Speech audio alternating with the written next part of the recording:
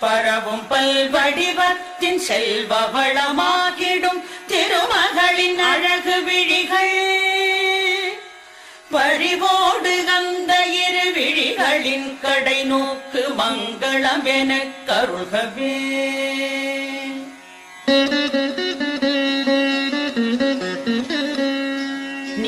நீலமாமலரினில் உள் சென்று வெளிவந்து உலவிடும் பெண் வண்டு போல் நீலமாமுகில் வண்ணன் திருமுகம் காண்கின்ற ஆசையாய் மேல் சுழன்று கோலம் கண்டு உடன் நாணமேற மீண்டும் கீழ் வந்து மேல் சென்றிடும் குறுநகையாள் அலைமகள் கண்வரிசை என் வாழ்வில் செல்வமெல்லாம் தருகவே.